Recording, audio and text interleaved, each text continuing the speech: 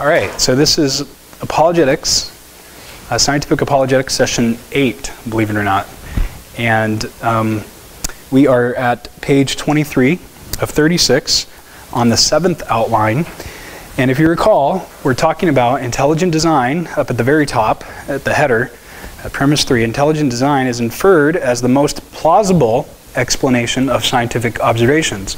So what are the other explanations of scientific observations that we've been kind of using to figure out what makes sense of this data? What are the titles of the other explanations?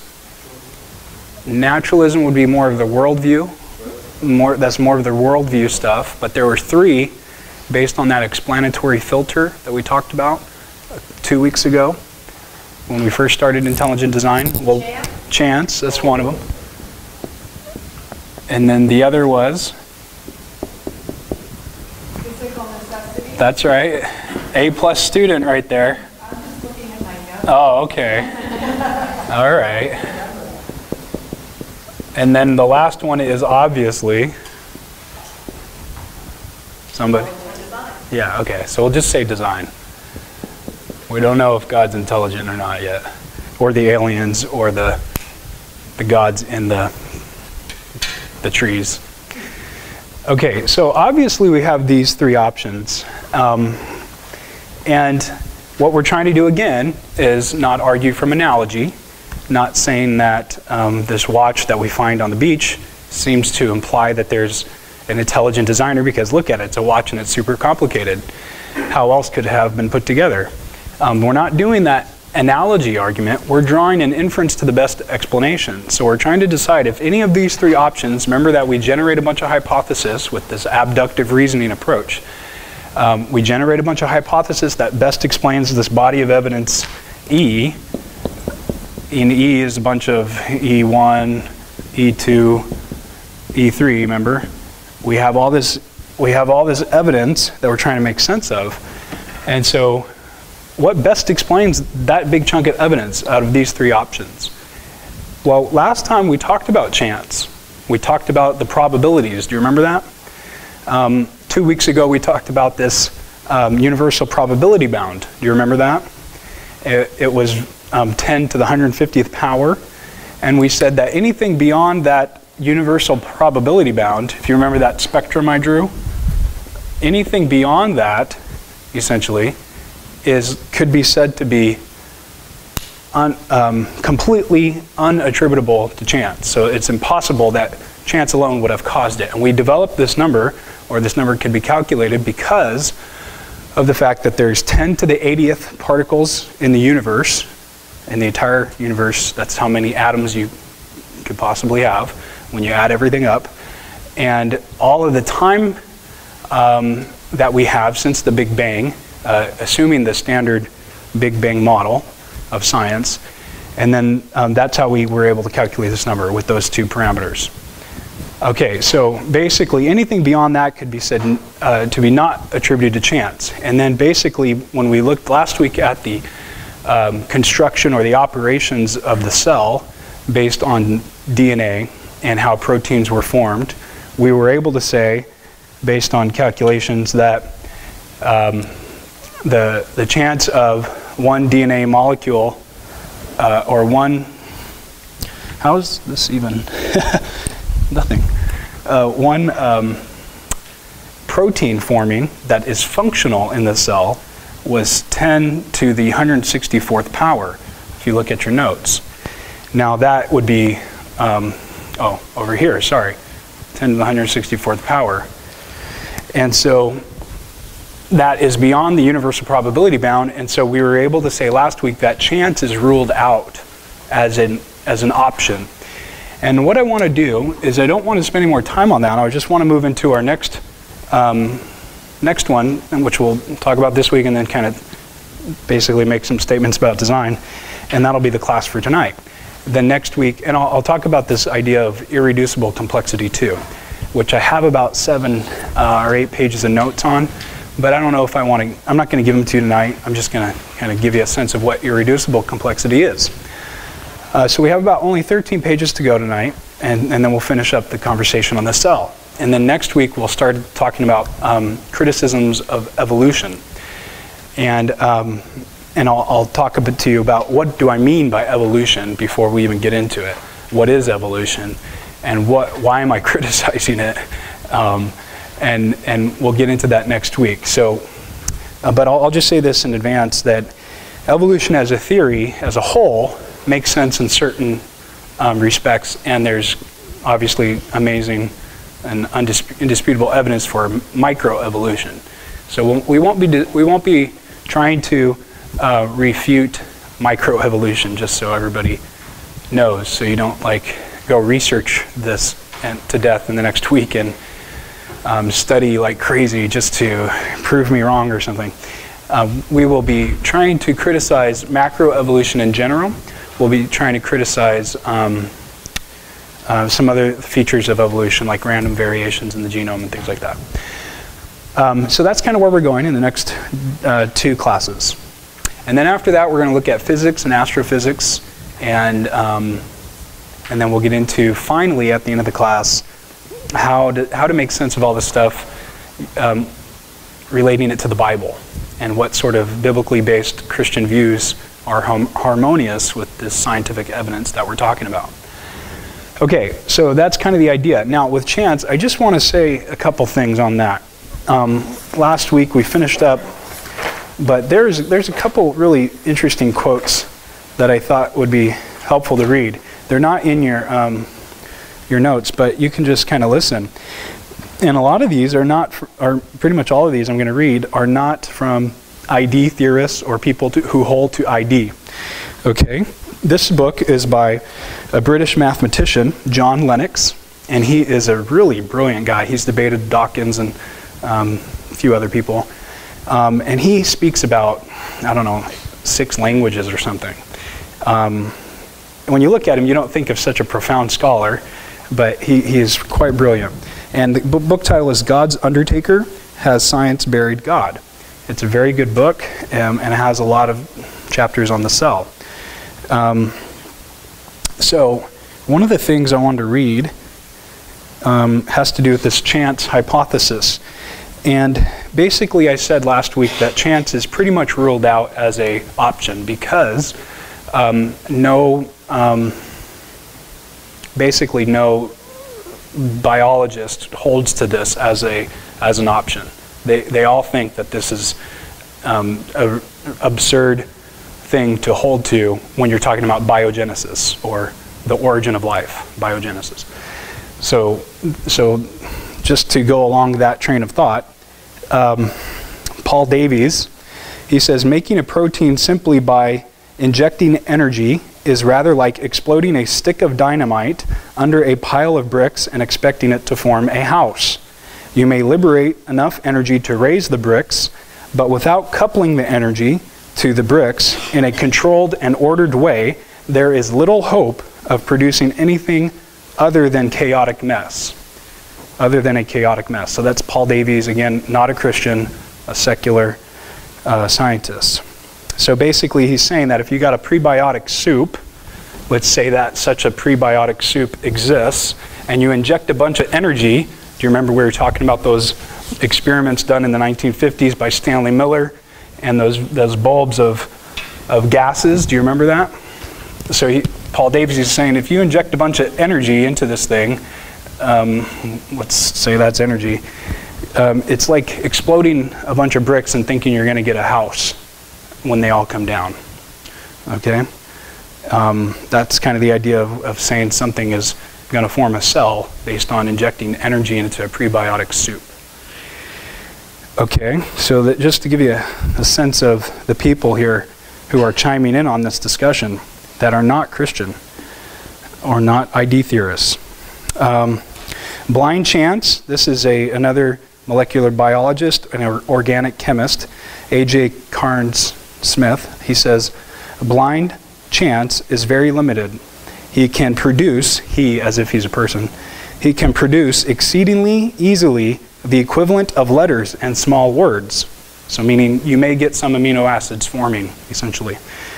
But he becomes very quickly incompetent as the amount of organization increases.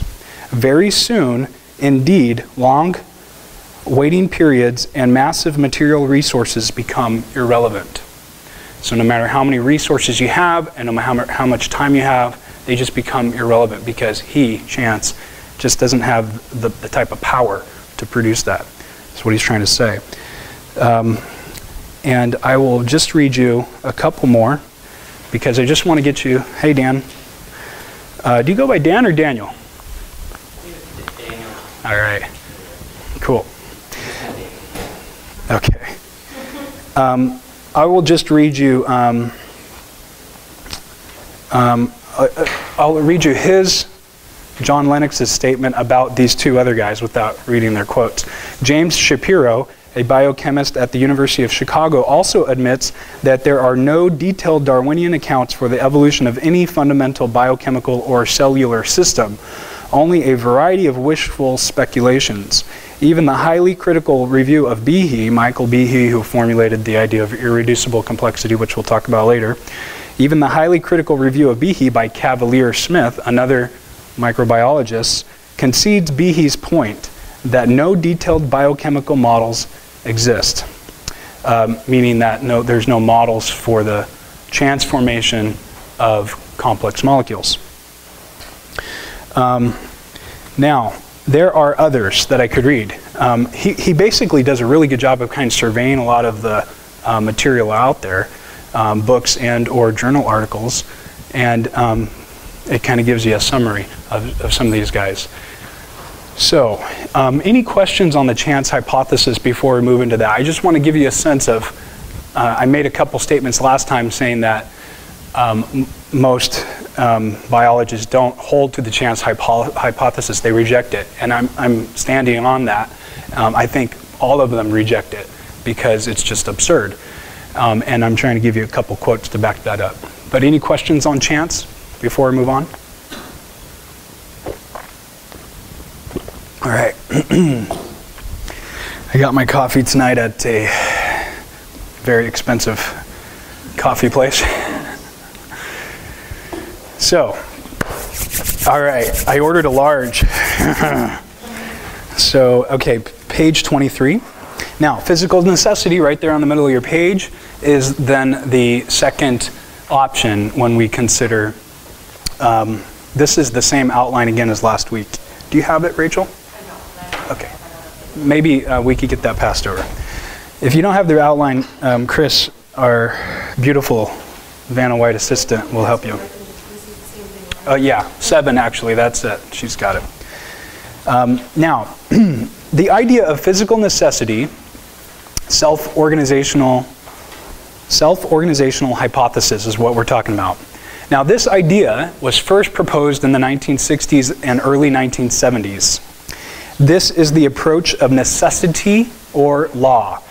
So this is the idea of an external force or maybe an internal force is driving the formation, if you will, of the first cell or first protein.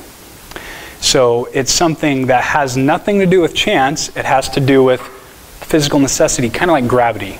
It's just, it happens and it has to be that way based on the relationship of certain bodies. Now, this theory gained traction in the late 1970s by Dean Kenyon, who first termed it biochemical predestination. Now, consider again the alleged prebiotic soup of the early Earth. So this is the idea that there's this green, let's call it green, a bunch of chemicals, and they're just floating around in the ocean on the Earth, and they're just hanging out, kind of moving around like Jell-O, and you know, lightning strikes them, and allegedly they would produce something. Now, he called this biochemical predestination universities in the 80s at master's level biochemical classes. In the early 80s, Dean Kenyon's view became widely popular. However, he began to doubt it. Dean Kenyon wound up refuting his own theory of biochemical predestination. They found that there were slight differences in amino acids bonding affinities, but that none of them coincided with the order of the actual amino acids found in known cells. So if you recall, this whole idea here is that amino acids, I don't know if you could see, but they're kind of linked together here, and they have a sequence, these numbers, but then you have this random number there, like as if it's out of order. And so the idea is that when they researched the bonding affinities that amino acids actually do have, they're very weak bonding affinities, or attractions, if you will, weak attractions to each other, and some of them didn't have attractions at all, and some of them did, and the ones that attracted themselves together formed something like this. In other words, it was out of order. In fact, it was much more different. It was like 208, 772, some number, and things were just out of order. But what we find in DNA is that things are in order. They're the way they're supposed to be. 1, 2, 3, 4, 5, 6, 7.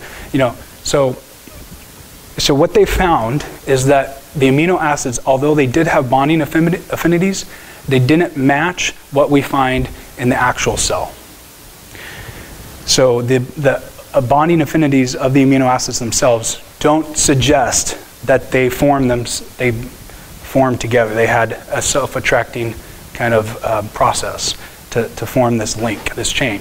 So they started doubting this stuff. And they said, this is not actually what's in the cell, even though there are some bonding affinities.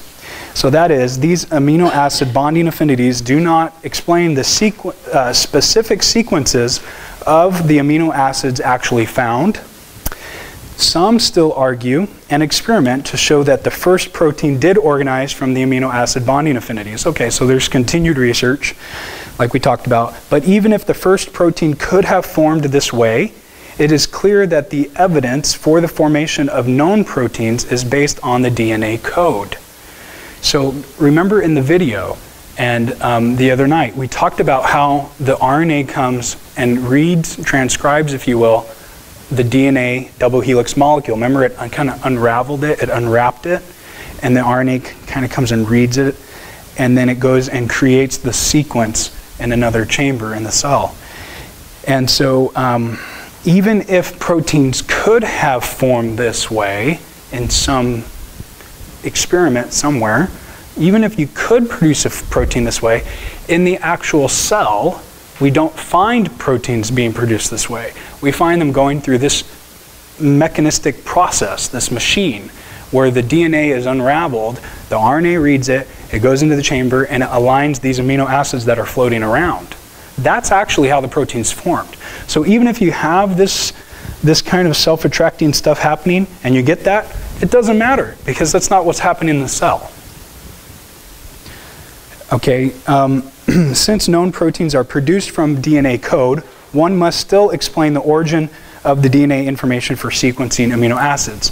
So here the issue again arises. Where did the information come from that does produce the sequencing of the amino acids actually in the cell? Where does that DNA sequenced, the sequenced nucleotides come from? We call it information. Later, it was observed that the flow of information is from stable DNA, from the stable DNA double helix template to the proteins and not the other way around. Some have proposed that the proteins give DNA their sequence. In other words, you get this because of the bonding affinities of the amino acids, then you get the protein, and then the protein actually determines the sequencing of the nucleotides in the DNA. That's what kind of their thought process was. But now we know that actually it definitely is from the DNA to the protein. Information flows from DNA to the protein and not from protein to the DNA. And so each triplet of DNA bases specifies information to the RNA codons for exactly one amino acid during transcription and translation. Proteins cannot be unwound to give sequences like DNA can. So this is another interesting point. Once you start unwinding this protein, do you remember that whole idea of it going to form, and that form basically determines the function of the DNA? A function follows form.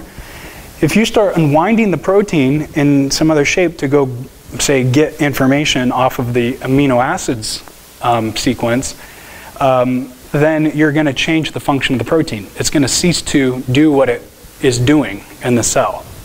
So you can't unwind proteins because they are damaged and they don't work. They're kind of fragile. And so that's another problem with this view of biochemical predestination. If proteins are unwound, they either react with other items in the cell, are destroyed, or lose their function without the ability to regain it as their shape is lost. Thus, it doesn't make sense to say that proteins store their own information. It doesn't make sense to say that the amino acids, based on their bonding affinities, are the information of the cell, and DNA just flows from that. It's the other way around.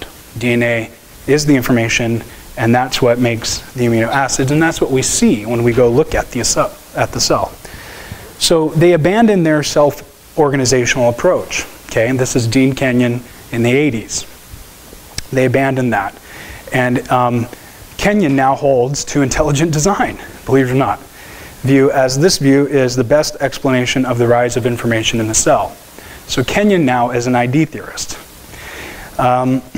Now, Eugenie Scott, if you go back to that quote, she referenced this guy Kaufman's work in 1994. So fast forward in the 90s. He transfers or presupposes the explanation to self-reproducing metabolic cycles. Other scientists have made similar criticisms. Kaufman realized that there was a deficiency and proposed newer research, but this still fails. Overall, he displaces the problem of accounting the origin of information by introducing new unexplained phenomena. Okay. Anybody get that? So Kaufman in the 94 produced that awesome book that was widely, there was a lot of excitement about it. And basically, he failed to account for the origin of information.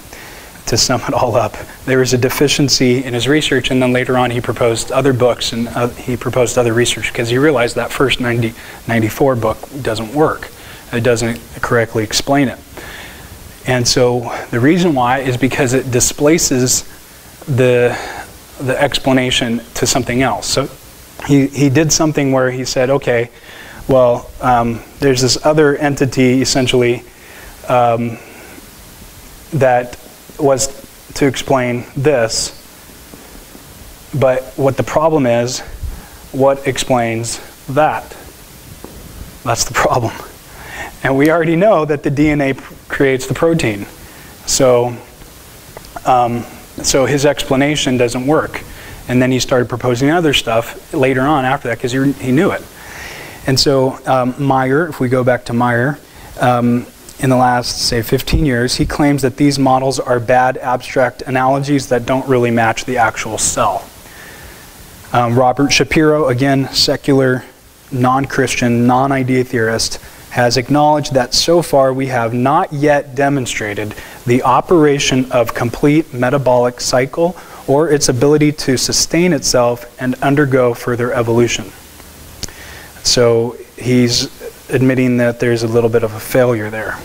Now Kaufman himself, okay, again, non-ID theorist, non-Christian, he says, Kaufman himself, widely recognized as a leader in biochemistry, he says that anyone who tells you that he or she knows how life started on the earth some 3.45 billion years ago is a fool or a knave. Nobody knows. Okay, so it's pretty blunt, sorry, but that's not meant, that's just, I'm just reading it for the purpose of showing that leading scientists, non-ID theorists, recognize that there's huge problems with this view. Number two. Let me read one more. Let's see, again, the idea is where did the information come from? That's the information. The discovery of the genome, Francis Crick and Watson. Crick says, the origin of life seems almost to be a miracle. So many are the conditions which would have had to be which would have had to have been satisfied to get it going. So Crick himself, very much a secular person, says the word miracle. Okay, and then Leslie Orgel, he's another famous dude in all of this. There are several tenable theories about the origin of organic material on the primitive Earth, but in no case is the supporting evidence compelling. Similarly, several alternative scenarios might account for the self-organization of a self-replicating entity from prebiotic organic material, but all of those that are well formulated are based on hypothetical chemical synthesis that are problematic. So in all the research that's being done and all the research that has occurred since, say, 94, you still have leading scientists and experts that are not Christian saying stuff like, it's flawed, whoever believes it's a fool, and it's inconclusive. Okay, so we're seeing that this is becoming highly unattractive as we go through this. Now, regarding this, the information and self-organization, DNA is a communication system that can't be reduced to just physics and chemistry. Now, if you recall, we're going to take a break here in a moment, but if you recall in our naturalism section when we first started the class, and we went through this whole idea of what is naturalism and the problems of naturalism, we talked about this idea of reductionism. Does anybody remember that? Reductionism? Now, a lot of times secular scientists try to reduce behavior in persons, behavior in, say, lions attacking zebras, that sort of behavior. It's reducible to physics and chemistry. In other words, in the naturalistic worldview, the entire universe is just a bunch of things that could be explained with science, with physics and chemistry. There's nothing else out there except that which could be known through the five senses, or could be experimented on or experienced.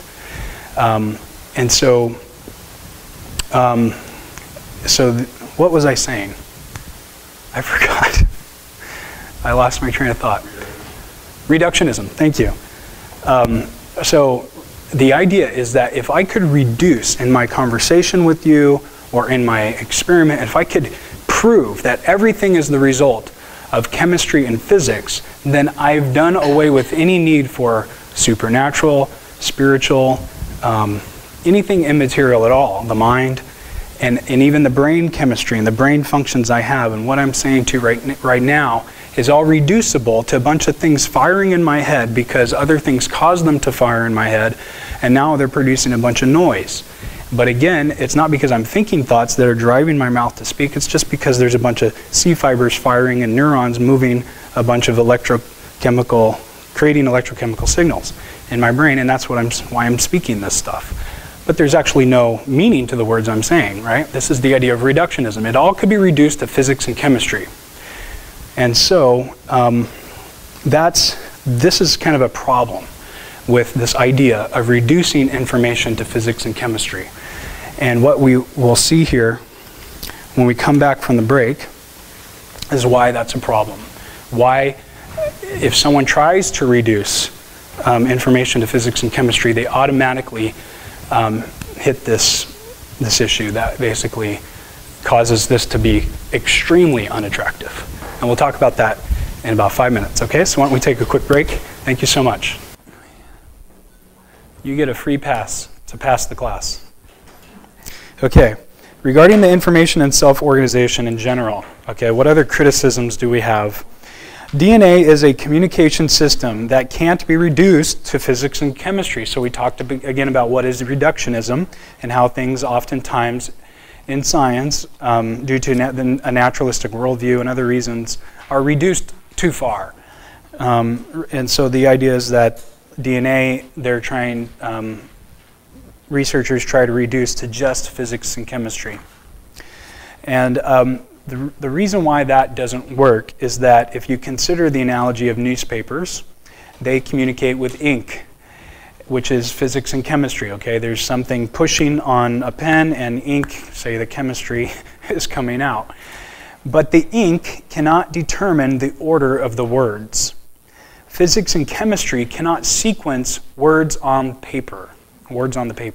So if I used just natural processes, say no person was pushing on the pen, let's just say there's ink floating around in the air, and ink is a bunch of chemicals, that cannot produce the order of words on a piece of paper. What produces the order of words?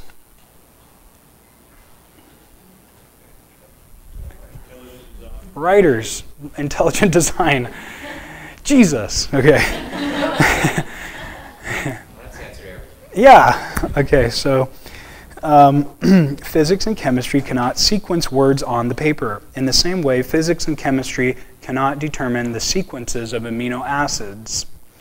Now, the reason why is because information in DNA is a transcending order distinct from physics and chemistry. If you remember 2 weeks ago when I said a bunch of confusing stuff about how order is this, it's like an abstract thing and it kind of imposes itself on stuff. Order is pre-existing. It's something that is not in the thing itself. Well, we could even grant that order is, say, in the thing itself. Let's just say, for the sake of argument, even though those other leading scientists say this is a bunch of bad stuff, that let's just say that order is here. But the thing is, DNA is not just order. DNA is information. It's different. So information in DNA is order. It's a transcending order, but it's more than that. DNA nucleotides could have bonding affinities as some amino acids do, like we talked about. There are some amino acids that do have little bonding affinities, and they produce things that are really out of order, like that. And DNA nucleotides couldn't have these bonding affinities as some amino acids do, as they would create repeated patterns. Okay, so suppose something has a bonding affinity, and let's just do it over here, for instance. And I have a bonding affinity between A, G, C, T, which are the first letters of the names of the nucleotides in the DNA strand. And let's just say AGCT was something like in English, I don't know, the word like. And let's say if I just had produced, if I'm making a strand of something, and this strand spells out this word, which means nothing. It's meaningless. It doesn't, if this was considered in cell terms, it would produce a non-functioning cell. It's just a bunch of amino acids in some strange order. They don't do anything. And so now let's suppose that these are the bonding affinities of the nucleotides in the DNA strand. And let's suppose that they create this word and they do it over and over again because that's the bonding affinity. That's what it does. It aligns I to the K to the E, and then so forth, L to the I, and then it starts again, another I.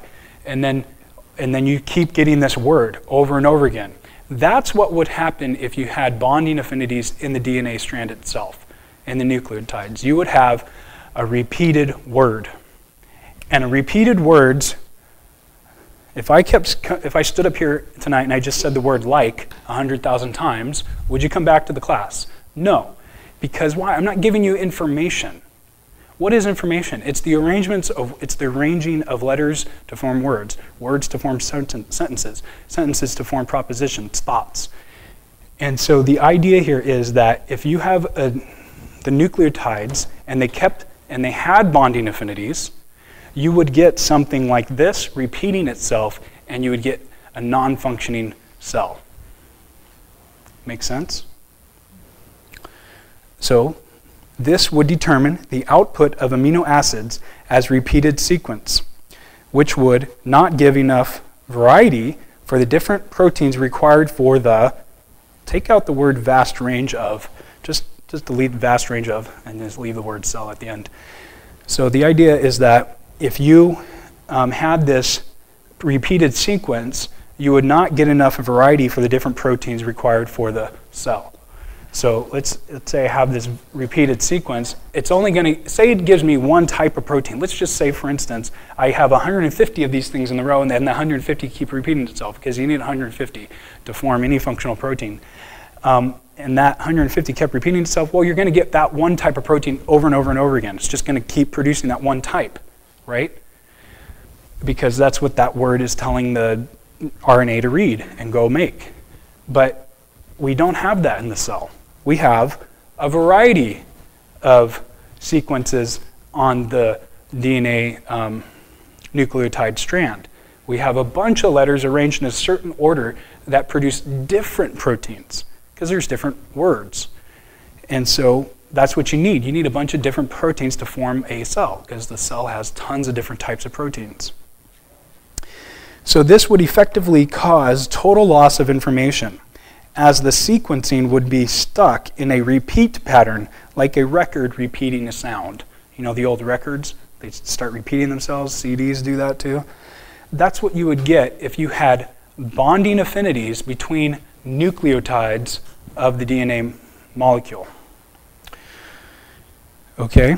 DNA sequences in F must be physically indeterminate. Indeterminate meaning non-determinate, meaning that there's no predestined arrangement of the DNA's nucleotides. When I say nucleotides, does everybody know what I'm talking about? I bet Randall knows, but does anybody else know? I keep using...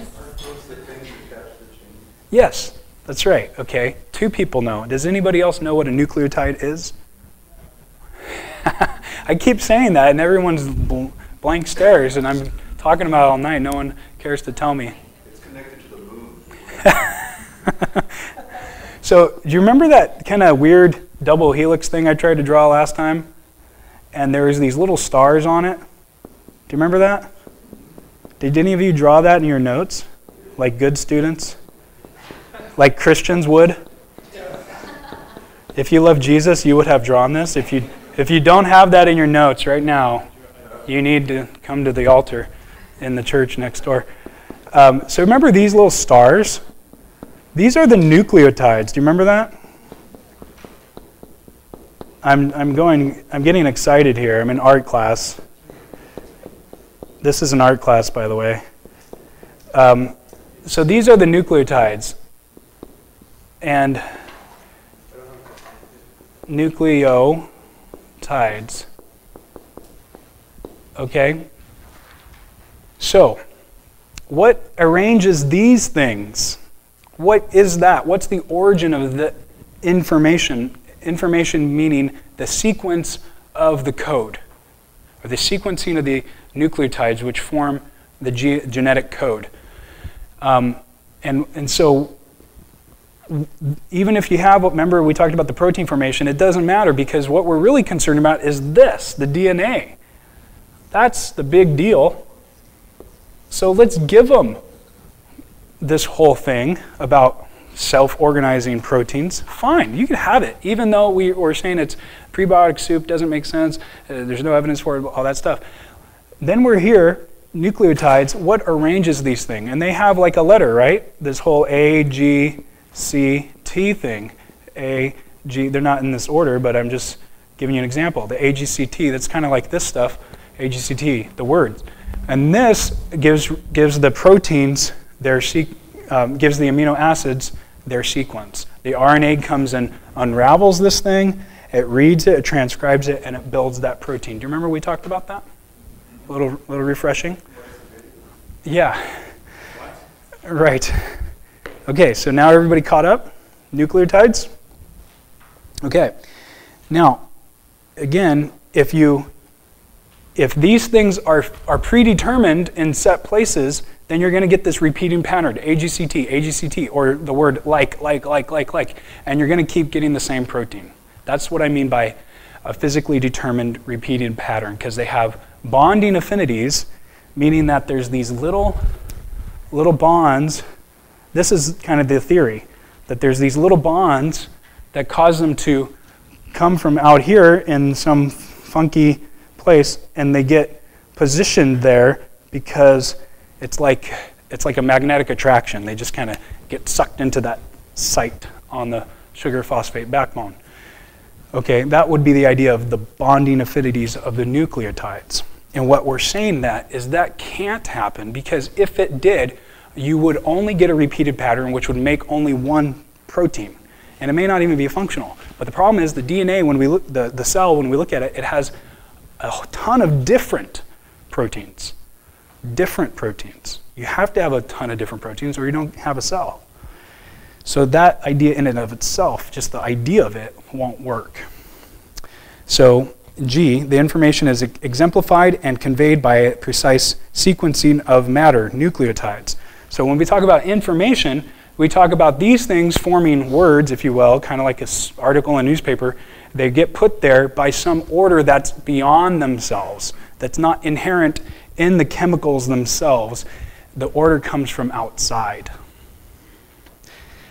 This implies that it cannot originate in matter. The order, the sequencing of these nucleotides cannot originate in matter. Information is outside the matter, and that's on the top of page 30. Now, let me go a little deeper with you. We just described the whole concept of this being problematic as a theory because it would produce one type of protein, but we need lots of different types of protein. The other problem is when we actually go look in the cell and we do a scientific observation, what do we find? Do we find these little orange, do we find those little orange bonding? Do we find any bonding affinities or do we find any bonding there? Or what does that bonding look like? In actuality, there are no bonds. There are no little orange bonds. None. Not that there are some, and that they're kind of like these. There are some, they vary, but they don't make sense when you look at the DNA. There are no bonds between nucleotides along the longitudinal axis of the DNA. None. So the theory breaks down because it doesn't make sense when you think about it. And then when we go look, they're not there.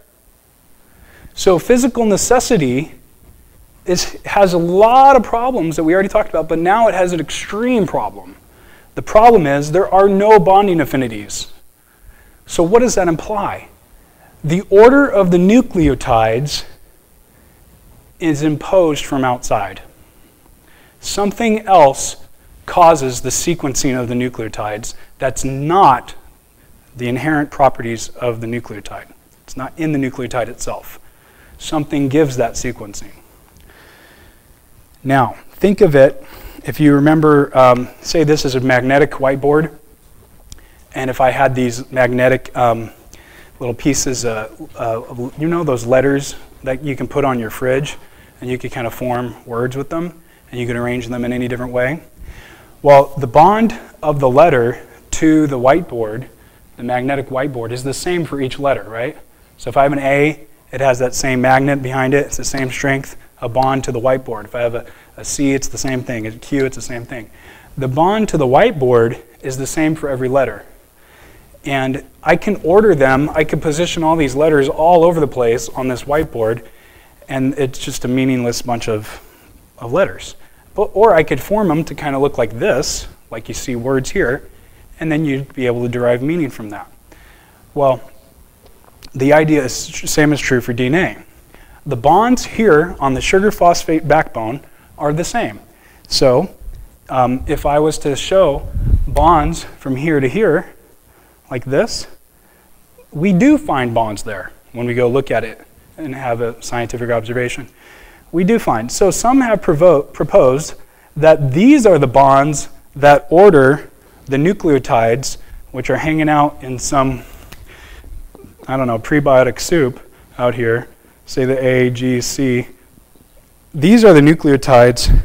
These are the bonds that cause them to be attracted to the sugar phosphate backbone and give the order. Those little red bonds. But the problem with that idea is that each bond has the same strength. They have the same attraction, if you will, each little red bond. And so that means is any AGCT could go in any one of those sites. In other words, this red, say the theorist is proposing that this red is a big one, so that only attracts A's. That is a little one, so that only attracts T's. That's a super big one, so that attracts G's. There's nothing like that.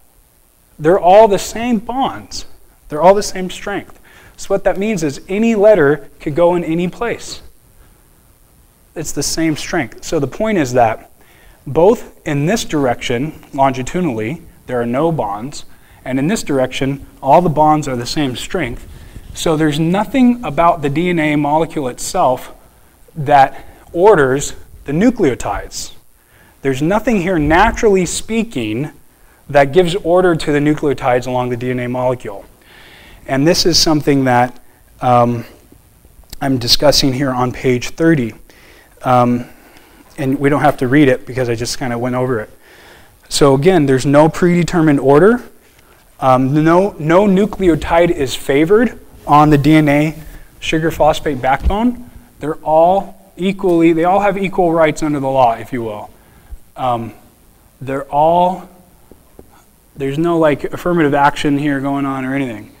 It's just everybody has a shot, okay? Equal shot. Woman, gay and lesbian, whatever. You get a shot to go on the sugar phosphate backbone, the same shot as everybody else. And it doesn't matter about your qualities, how you look, how you're dressed. If you're an AGCT, it doesn't matter. It kind of is like LBCT, you know? If you're AGCT, you can go anywhere you want on the sugar phosphate backbone.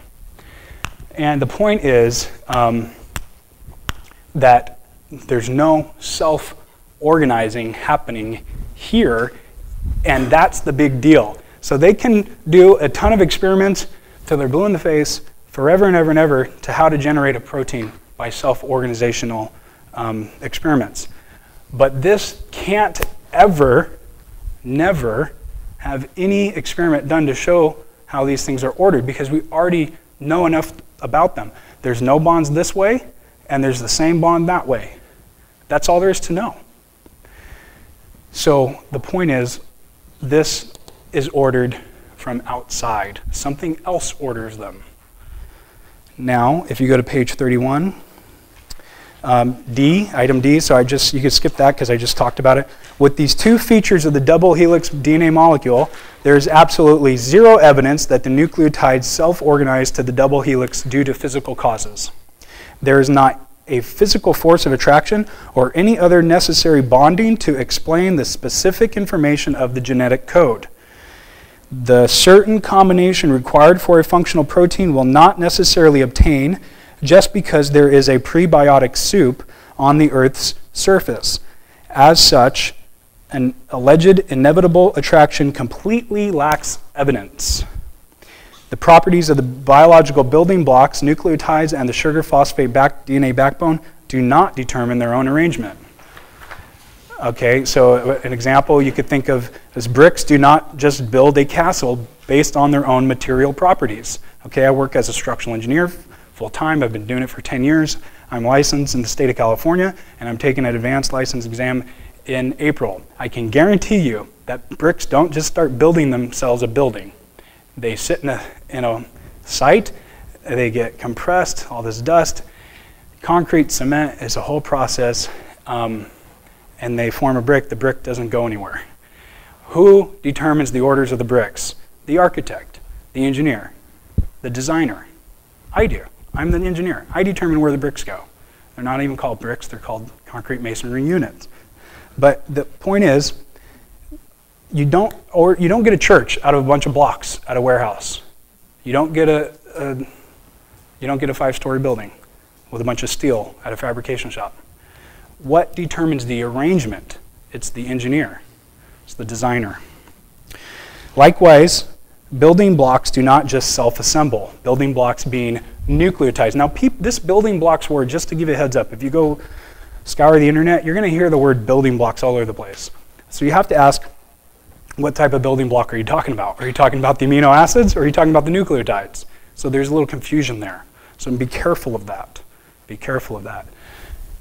You can give them this. You have a conversation, whatever, on the street, you can give them that, even though there's no evidence for, or bad evidence for this, not good evidence for that, bad evidence for the protein, all that stuff by self-attraction properties. You can give them all that, but the point is that when you talk about building blocks for the DNA, That's the issue. Yes? So is it that's something people argue about, the DNA, like what you just offered, or that's common knowledge everybody agrees on? Everybody agrees on that. There's no argument there. It's just you go look at the DNA. That's what you see.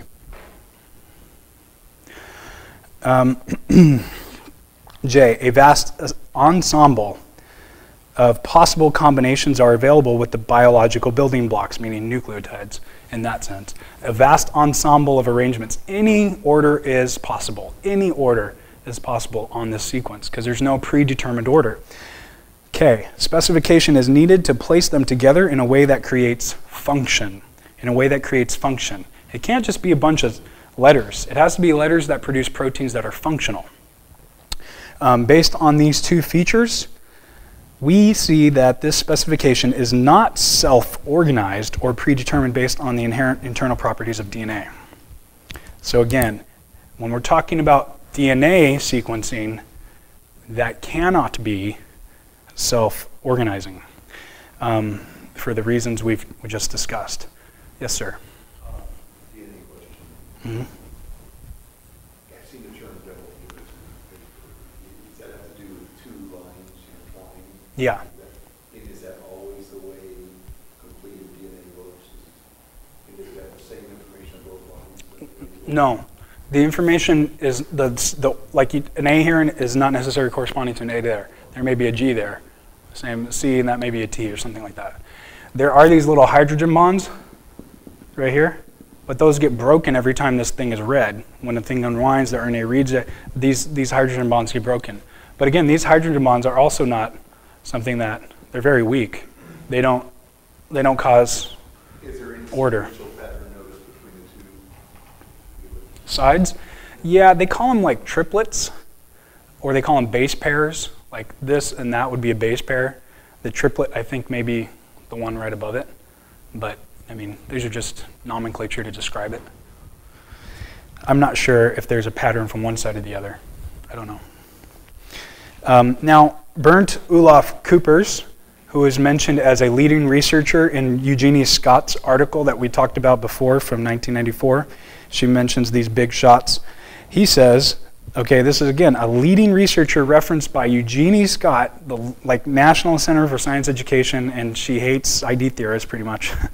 He says, the properties of nucleic acids indicate that all the combinatorial possible nucleotide patterns of a DNA are, from a chemical point of view, equivalent. What he means is that you can get any order because they're all equivalent. Any nucleotide can go on any place. Transferring the problem of the origin of information does not solve the problem. Okay, so this happens a lot with research, is they transfer the problem, but it doesn't solve the problem of what ordered those sequences. Information cannot be reduced, and any attempts to do so will necessarily fail, as it must presuppose the nature of specified information. So anytime you try to even explain this away, you still are presupposing the truth of the idea of sequenced nucleotides and the information that brings. Now, Meyer says this: new laws will never explain the origin of information because the processes that laws describe necessarily lack the complexity that informative sequences require. Okay, so there's major issues when you try to reduce, when you're being a reductionist and you try to reduce this. Now, Christian de Duve, he's a leading scientist and also naturalist. He says, cells are so obviously programmed to develop according to certain lines that the word design almost unavoidably comes to mind. Then he goes on to say that it can't be designed based on his naturalism, and apparently de Duve agrees with Meyer on the fact that the origin of information is yet to be explained, as he mentioned this to him in a conversation after one of their talks. So just a little side conversation. He kind of agreed with Meyer on a whole bunch of stuff. And at a conference, I guess this was one of their talks on the side after it was all over. The information is extrinsic, meaning outside to the physics and chemistry. It's beyond the physics and chemistry. The chemistry and the physics don't give the information. It is independent of it, and it comes from outside the physics and chemistry. Physics and chemistry do not determine the messaging. And again, if it were physics and chemistry, we would just get repeating messaging in the sequence, which we talked about, and we would get a molecular repetitive message, ABC, ABC, ABC, and information theorists call this just redundancy. And there would be no variation as well. So that's what we need, again, for the cell, is there would be no, that we have variation, that there's indeterminacy happening here. Now, so what that means is that it kind of goes against this whole idea of physical necessity. So what are we left with? Now, in and of itself, based on the process of elimination, we can see that this is the only one standing that is considered to be valid in terms of the scientific community, or what is recognized as an option. Most people just refute this as saying it's not optional because of naturalism. But these are the three main ones, the predominant ones, if you will. So does this have any merit on its own? I mean, it's just like, oh crap, design, dang it. You know, is it like that? Or does this one look good on its own merits? So where did the information come from? Can the design hypothesis be formulated into a rigorous scientific argument? I guess that's another story. But the idea here that all we're trying to do is make an inference to the best explanation. Which one of these theories best explains the evidence? 1, 2, or 3? So again, you posit causes which could explain it, then infer the one that best explains it the best. What does it mean to be the best explanation?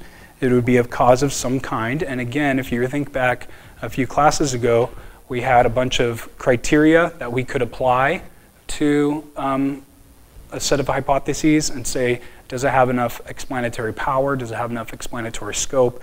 Is it ad hoc in any way? Does it outrival the competing hypothesis by a long shot?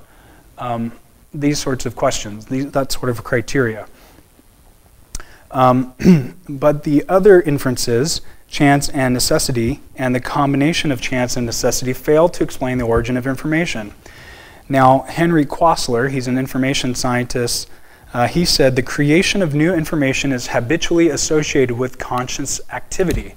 So whenever we find information and the creation of it, we always find a mind doing it. And so, interestingly, the same is true for this.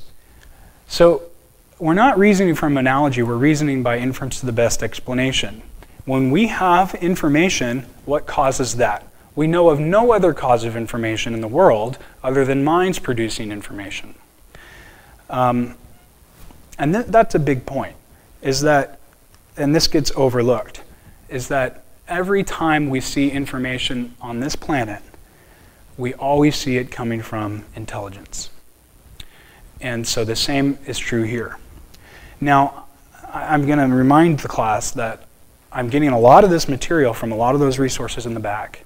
And some of this stuff, I'm not repeating word for word, but I'm kind of summarizing stuff in those books. So I just want to make that very clear, that if you find this to be a good argument, you can thank those guys. But some of this stuff, I just want to make sure you know that if you go listen to something on YouTube and you're like, hey, Jeremy stole that stuff. I'm like, yeah, I totally did. I'm telling you right now, I stole it. But what I'm trying to do is give it to you because a lot of you won't go read those books. So this is the way that I'm doing all the research for you, and I'm giving it to you for free. And so thank me in heaven. But that's what all teachers do, just to let you know. If you go to college, if you've been to college, you're going to get a bunch of stuff that most of them didn't come up with when they give it to you. They either go off the textbook directly, or they research the scholars or they studied under these certain people when they were getting their PhD, and they go and do the same thing I'm doing. So I'm just trying to be a college professor. That's all. Question? Okay. Now turn the page. So again, C. Let's just skip a couple things. When information is traced back to its source, we always come to a mind and not natural forces. This idea uses the uniformitarianism of Darwin and Charles Lyell. Charles Lyell was a geologist before Darwin, and they use this idea of uniformitarianism, is this idea of It's a method of multiple competing hypothesis. It's a method of inference to the best explanation. Now, uniformitarianism is simply this. We know of things that are true in the present day because they occur in front of us, and we see them occurring and unfolding in front of us. And then we can say that since we see these things in the present day that they have this process, we can infer that they always were that way. They did that same thing back then too. In other words, there's a uniform continuing of nature to behave in the same way. The behavior of nature is uniform. So if you put a word on that, call it uniformitarianism, it's the same thing what we're doing here. We know of no other way information is derived or created on this planet other than a mind creating it. And if that's true of us, it's also true of that. So uniformitarianism as a principle, just like Darwin used that idea, and just like Lyell did when he studied the rock formations and he developed this idea of the age of the earth being 3-4 billion years old, we're doing the same thing here. We're using uniformitarianism, and we're saying just as we create new information now, that's how this new information was created too. It was created through a mind. Now, if you go down to 10, another analogy can be derived from computers. I'm going to skip this part, but the idea is that some people make the comparison between DNA and a computer. And I think I mentioned last class that DNA has the storage capacity of like an Encyclopedia Britannica for like one DNA, right? One cell's worth of DNA, and we have like who knows how many bazillion cells in our body, right? So we have in our body a library, I believe. If you think of just how many books are in a library in terms of the capacity of information, that's how much information can be stored in the cell in every human. I don't know if it's like a college library or if it's like your city public library, but say some decent sized library. That's how much information can be stored in one human being's bunch of cells. A lot of information. Now, I mentioned before that also they wrote a book into a DNA strand. Do you remember me saying that? These guys at Harvard and Johns Hopkins University, they composed, if you will, kind of like writing to a CD, information to DNA, and they took a whole book and wrote it into this biotechnology, if you will. And so there have been many comparisons of DNA to the computer and the cell to the computer, because the cell has mechanisms that cause physical things to move around. And so I want to just kind of give you that picture that just as you like hit something on your computer to open the CD and it ejects the CD tray, the same is true for like this information. This information causes physical things to happen, like opening of the CD tray, if you will. So in many, many ways, DNA and the cell were like a primitive computer whenever they first came to the planet, whenever God or some alien brought them here. Now, I think that is really fascinating, and I would invite you to look up stuff on how the cell compares to the computer, or how the DNA strand compares to the computer. Kind of research that for yourself, because I think you'll find that extremely fascinating. Isn't it interesting that 2,000 years after Christ, and say 10,000 years, say after Adam and Eve, let's just say, if you're a Christian in here and you think Adam and Eve are real people, let's say 10,000 years after Adam and Eve, let's say they lived 10,000 years ago, we're developing computers, like with all of our amazing technology. But way back when, God had the first computer in his mind. He developed it himself with the cell. And I invite you to look into that comparison on your own. Now, that's basically all I have for you here. I just kind of summarized what I was writing here. And then note why at the very bottom of page 36, that responses to Stephen Meyer's book, Signature in the Cell, and counter responses by Meyer's team can be found at this footnote. So if you type that in, you'll get this PDF or some sort of document that will have people writing about Meyer's book, which is where I've got a lot of my stuff from, and other sources too, like this and other sources, not just Meyer, but Meyer had some like major breakthroughs in the ID movement in bringing to light all the things we talked about. So he's kind of a big figure in this sense. And so if you're a critic, you want to attack Meyer. And so you could find these criticisms of Meyer's work and his responses to those criticisms, or his team's responses at that website. And again, I don't have time to go through all the back and forth responses, but I think you'll find, based on me going over that document, the responses are very bad.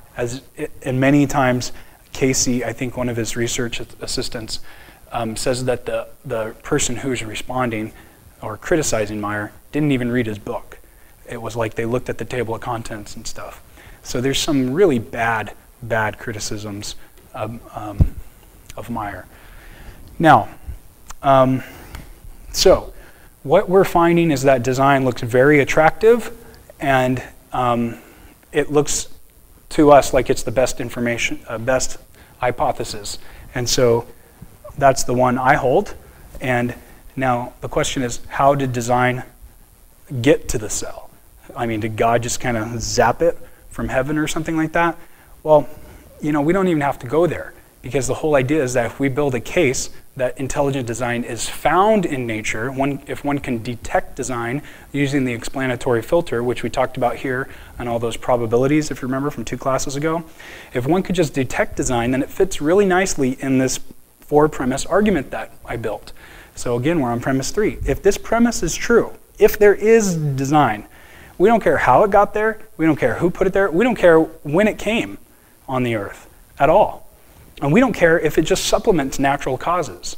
If natural causes cause a lot of stuff, say evolution, and intelligent design is part of that, and natural causes relies on design in some sense, we still have design, don't we? And so in that sense, premise 3 would be true when examining biochemistry, which is all this stuff. And so if premise 3 is true in terms of biochemistry, then our argument so far has been unrefuted, and it stands, premise 1, 2, and 3. And premise 4 we'll find is true as well. And so again, we're building a strong inductive case that has a lot of explanatory power for Christianity being supported by science.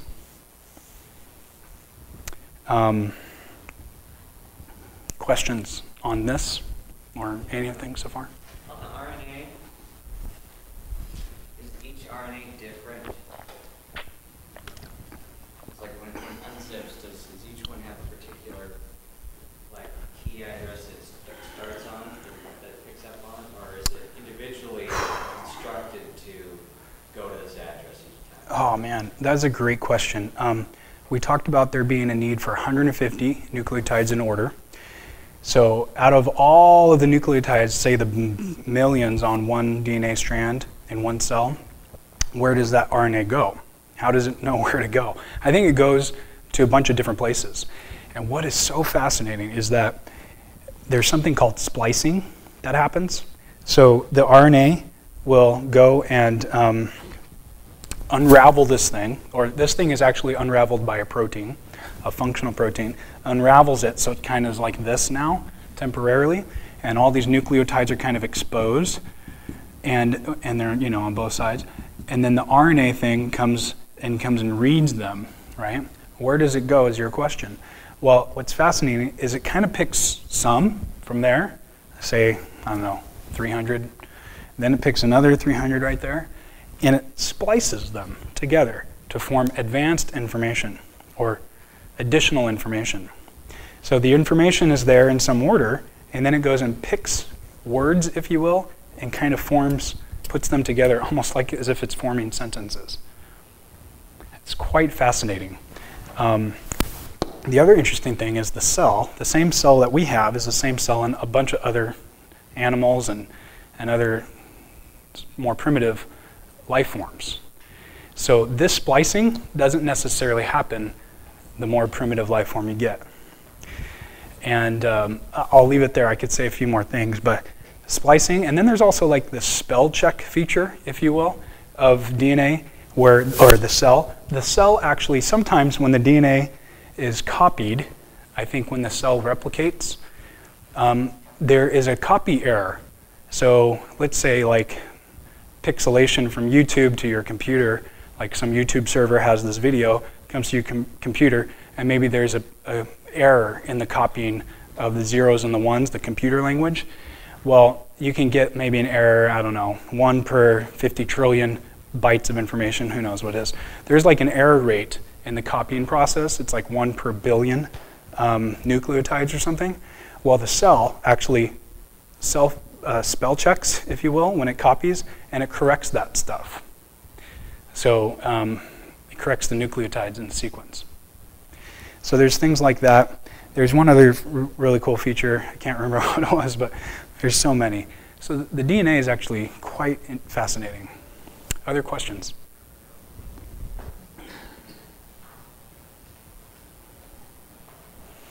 Okay. We can talk more if you like up here. If not, I'll leave the irreducible complexity thing for maybe something I'll just cover next week as we start. Otherwise, we'll get into the criticisms of evolution, macroevolution, and other parts of evolutionary theory. Okay? So why don't we pray? Dear Lord Jesus, thank you so much for this and information in our bodies and in the cells. And we hope, God, that this could be useful in understanding you more. And we pray that you'd help us to learn more about this and sharpen our minds so that our hearts would be more open to you. In Jesus' name, amen. All right, thank you.